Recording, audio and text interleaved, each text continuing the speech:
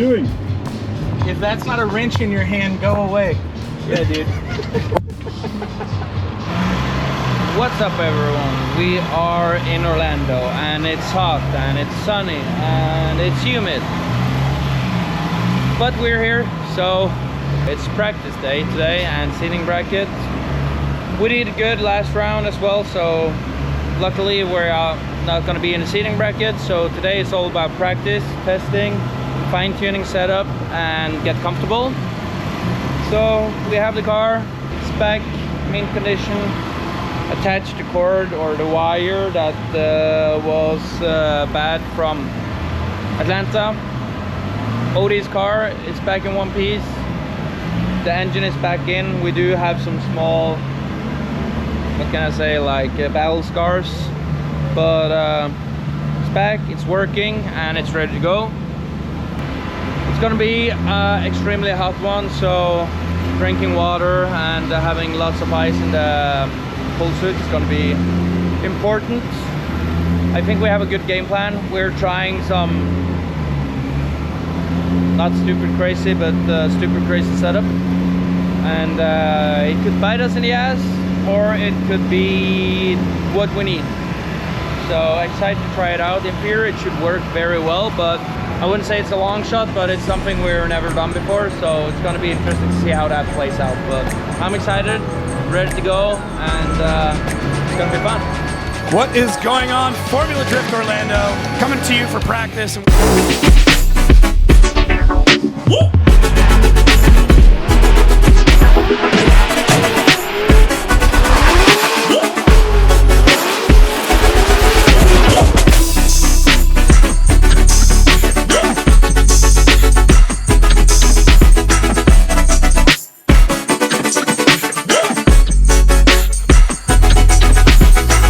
Had to take a break. It's been sitting in the car for 1.5 hours now, and the floor we measured it with a heating gun or IR gun or whatever we call it to 180 Fahrenheit, so it's pretty damn hot in there. Other than that, the runs are looking good, feeling super comfortable, but it's still that small touch up we wanna that we are aiming for. So but so far so good, feeling comfortable as well. My biggest struggle is probably the run up, to gain some traction there and get the momentum going, but other than that the runs are fine. There's no big things going on, these transitions in the chase, so really happy, really comfortable, and looking forward for tonight's competition. It's going to be a lot of fun for sure. All right, so Simon Olsen, Rudy Hansen. So we will see the second half of Thorn and Sorensen, and of course maybe the second half of Rome Charpentier and Ryan Literal. But now we're advancing on Simon Olsen and Rudy Hansen. Simon Olsen currently second in points, only 2 behind our points leader.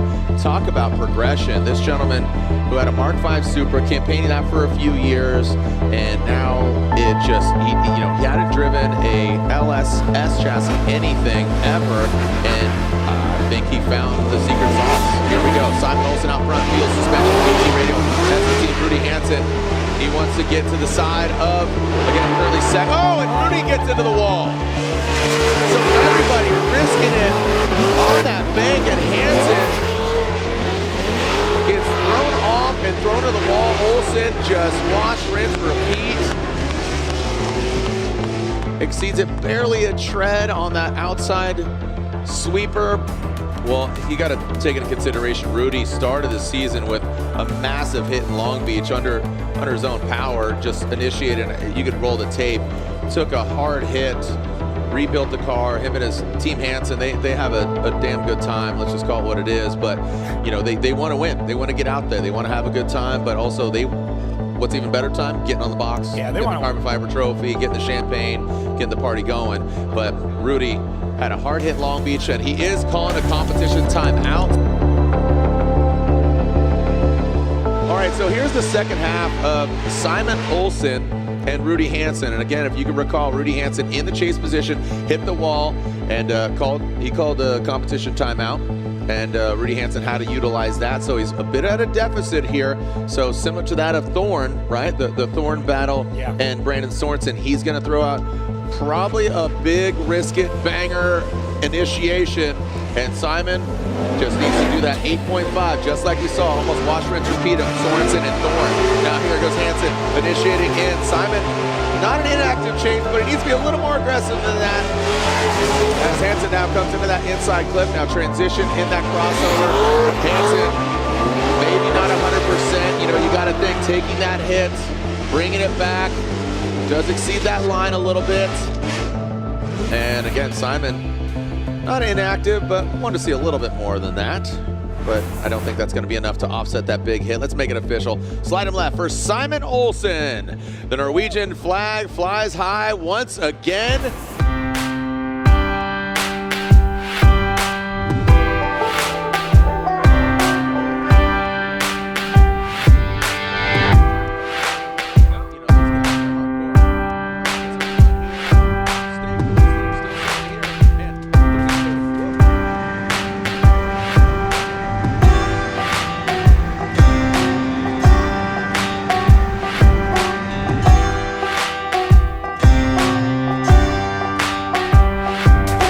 Welcome, everybody. This is round 3 of the Formula Drift Pro Championship, Orlando Speed World. It's a sold-out crowd. We sold out a t-shirt. Make some noise, Orlando! The last two, but definitely not least. Currently second in points, just 2 points behind our leader, as we are ready to see him throw down for another Norwegian pilot. In the field suspension pedal commander GT Radial S15 from Norway, it is Simon Olsen. Drivers, Orlando, I can't hear you. Are you guys ready to send it? All right. Yo, look at this backdrop. What a beautiful day. Looks like Olsen, and it is going to be Manoa, a 14-year-old, going against currently second in points, Simon Olsen. Just seeing the way Olsen has been driving, and Manoa, we know he's talented. He's been chopping away at Formula Drift Japan, second overall. Just a real force to be reckoned with as a Formula Drift rookie. Olsen will lead. This field suspension GT Radial looks very similar to Odie's vehicle, just neon yellow versus the orange. Simon Olsen initiates high onto the bank. Great proximity from Manoa. You can see him lurching closer. And then Olsen, good transition by him. Manoa drops into formation, into the pocket, and just right there as Manoa bangs on the door, stays in it. Wow. Dude, 14 years old, what were you doing? Definitely not this. He was bullying Simon Olsen.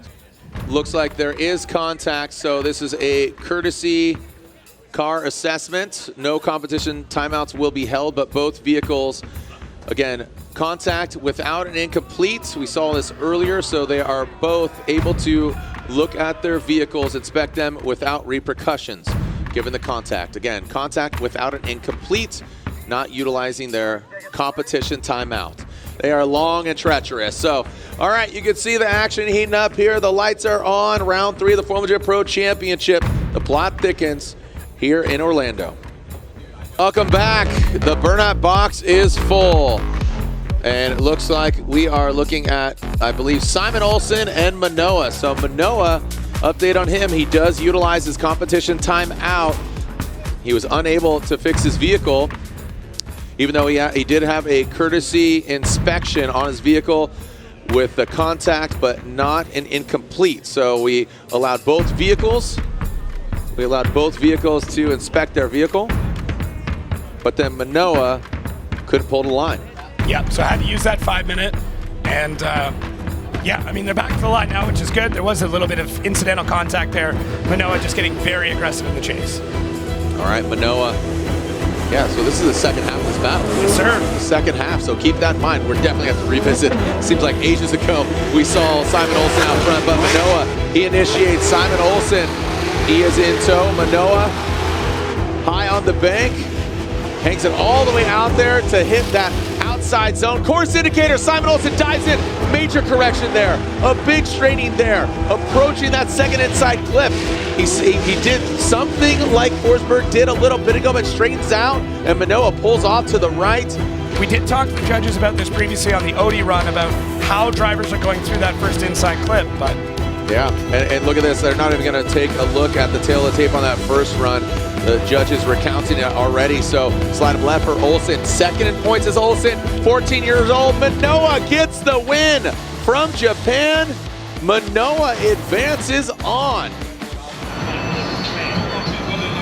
It's a wrap. The car did good, but I didn't.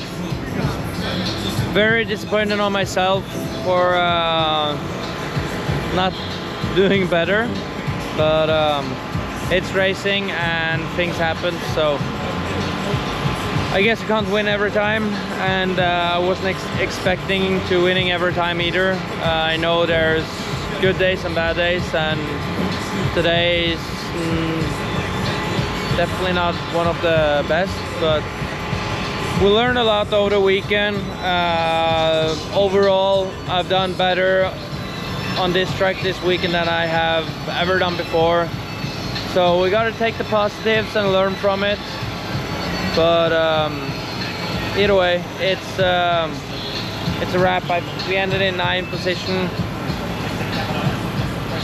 Sure, not where we wanted, but that's what we got this time, and got to use that as motivation and moving forward and coming back harder. Jersey is a track that I like, so definitely no excuse there. So we'll keep pushing, go harder, and learn from it. And yeah, like I said, we aren't done yet. It's only the third race of the season, so there's 5 more to go, so everything could happen. So fingers crossed, and back to wrench on the car back in Norway and get the Norwegian Drift Championship going, and try to be back on the box again. So that was it for this time. See you guys in Jersey.